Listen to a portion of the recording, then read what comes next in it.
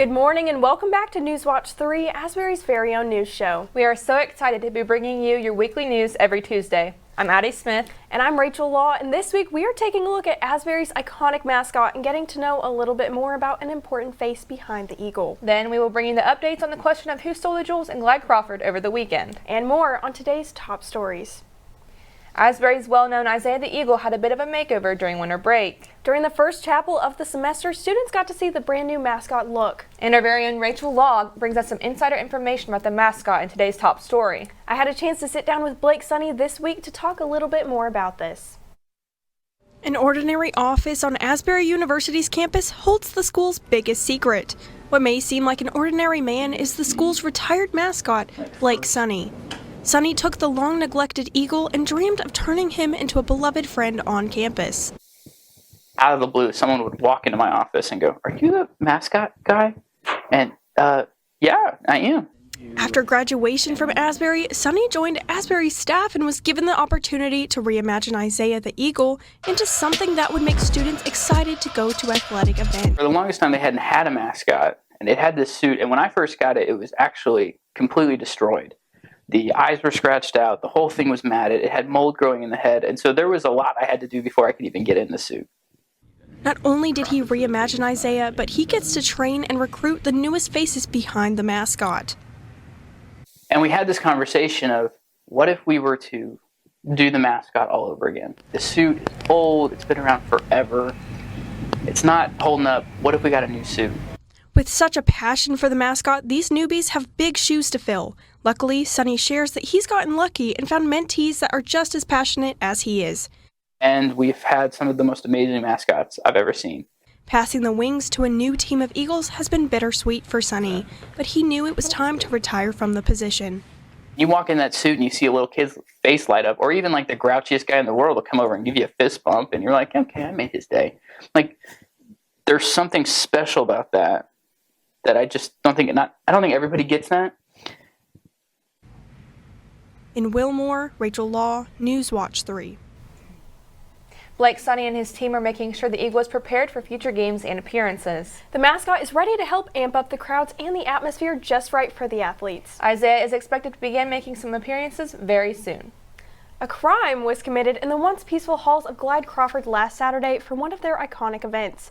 Hosting its annual all-campus event Mystery in the Parlor, students were invited to GC to solve the theft of the missing jewel. The event brought the iconic board game Clue to life. RAs dressed as different characters from the game, and each floor was decorated as a different room, such as the kitchen, billiard room, and the dining room. Students formed groups and began their journey with a video explaining the crime and who the suspects were. Like the game, groups received a chart to keep track of where the suspects were and at what time. The object of the game was to determine who did it, where the gem was hidden, and what time the crime was committed. Every room had a hidden clue, and groups were allowed to question the suspects to gain more information. Once groups had talked to each suspect and visited each location, they put the clues together to determine who done it and presented their findings to the detective. The event had a large turnout and marked another successful Mystery in the Parlor for the Women's Dorm.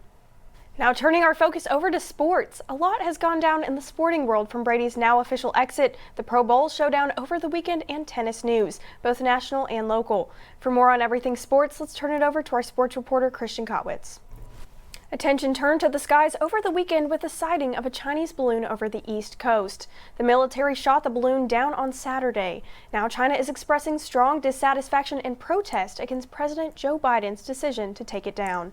China claims the balloon was a civilian research airship used mainly for weather research.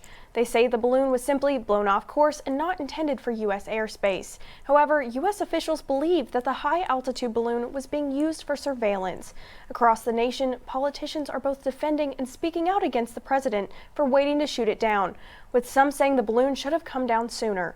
Now, U.S. Navy and Coast Guard vessels on the eastern seaboard are working on recovering the balloon debris, with plans to send it to the FBI lab in Quantico, Virginia, for analysis. Recent reports claim this was not the first balloon to enter U.S. airspace, and that there were 3 others during the Trump administration. Imagine being 9 years old and already trying to decide where to go to college. Well, that's the case for one boy from Pennsylvania who already has his high school diploma. Barbara Barr introduces us to this already accomplished youngster and the people who helped him reach his goal. I've never seen a 9-year-old graduate. But that's just what Youngster is the 9-year-old stupidest David word ever. Balagoon has done, graduating from Reach Cyber Charter School in Harrisburg. We're just proud that we're able to individualize his instruction. They didn't bog me down. They also advocated for me, saying he can do this, he can do that. David took classes remotely from his home in Bucks County. He loves science and computer programming. I want to be an astrophysicist, and I wanted to study black holes and supernova. David's parents have advanced degrees, but raising a young son with extraordinary intellectual gifts is challenging. I had to get outside of the box. Playing pillow fights when you're not supposed to, throwing the balls in the house. Like, he's a 9-year-old with a brain that's just have the capacity to understand and comprehend a lot of concept that's beyond his years and sometimes beyond my understanding. A member of Mensa, David credits a number of favorite teachers. Mr. He taught them a thing or two in just the few years it took him to get through the 12th grade. David was an inspirational kid, definitely one who changes the way you think about teaching. After completing a semester at Bucks County Community College, the family is now looking at colleges and universities across the country to try to find one that's just the right fit. Am I going to throw my 9-year-old into Harvard while I'm living in PA? No. Another tough question on this unique journey. But so far, David and those around him have come up with the right answers.